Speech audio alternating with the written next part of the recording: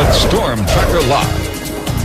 Well, we've got a few scattered showers around, but the real story for our weather is, of course, temperatures running about 25 degrees above normal tonight. Our big area of moisture in the Gulf of Mexico, it's been there all week long, is once again going to oscillate back to the north. There's the upper level low. Like I said, when these ride over lower level lows, that's when the severe weather breaks out. This is coming to pass because we have a humongous high pressure system in the center part of the country. Is clear from the east coast all the way out almost to the Rockies, and the nor'easter is gone, has taken a lot of the cool air with it. Mama taught me manners.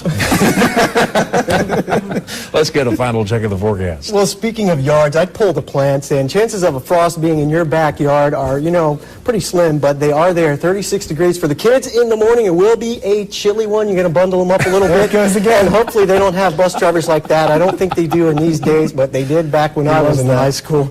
And for your 7-day, nice looking weekend. Beautiful before some rain on Monday, possibly. All right, thanks for staying up with us. Hope you have.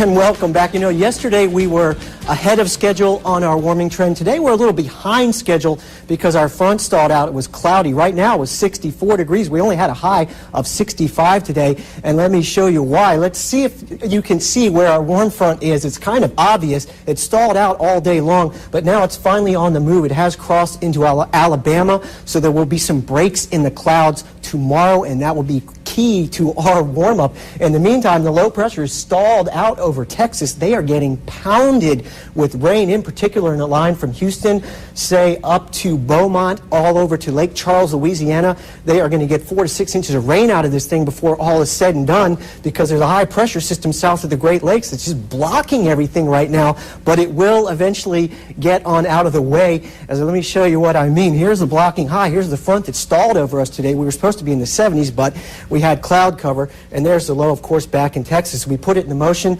Eventually the high will retreat into New England northward. It will take the front northward with it. So by the time this loop stops at 2 o'clock tomorrow, there will be we will be in the warm sector. There'll be some breaks in the clouds. Not saying it's going to be a sunny day, probably mostly cloudy, but enough breaks where it will get us up into the 70s. And take a note, as we continue it into motion, the low is going to move basically due north, which means that cold front is not going to be able to move east like it normally does. It's going to actually move slow as molasses. And if you look at this on Friday night, you're going to go, oh wow, we got front coming through. Not so. This thing's probably going to wash out before it gets here on Monday, but there'll be a next shot of measurable rain. Travelcast tonight, if you're, tomorrow anyway, if you're headed up to Birmingham, you might see a light shower. If you're heading out to New Orleans, they are going to get pounded with that cold front as well.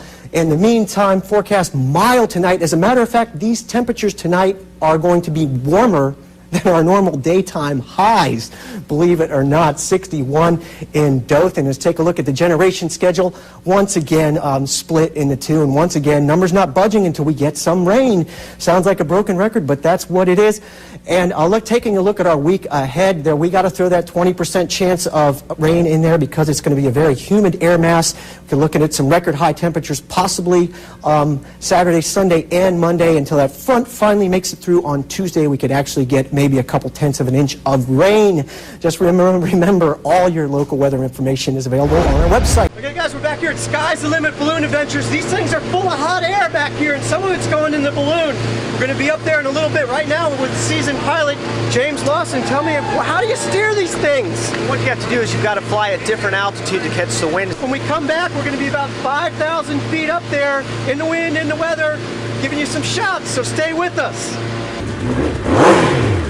Hey guys, we're back here at North County House Motorcycles. We're going to take a look at a couple of the latest, greatest bikes inside and give you an update on your riding weather forecast. It's going to improve a little bit later in the week. Hey guys, back here at Swami's. This is the landmark I was talking about.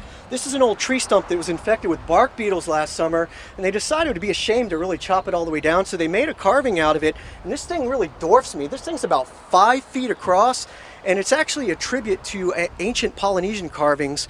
And the significance of that out here at Swami's is they're one of the first cultures that actually has records of surfers. Hey, we're back up in the balloon. We're 4,000 feet up here, and all my fears have been laid to rest. I was a little apprehensive about this. Not anymore. It is really pillowy up here, and we're going to take a look down now at the Fairbanks Ranch Golf Course from 4,000 feet, and it is just gorgeous up here. And welcome back. We are at Covenant Hospice here off the 231 across from O'Charlie's Restaurant, and there is a beautiful little ceremony going on inside. I'm here with Beth Kenward. She is directing activities. Beth, tell us a little bit more. Tell us a little bit more about this. The Tree of Light ceremony is a ceremony that Covenant Hospice hosts each December.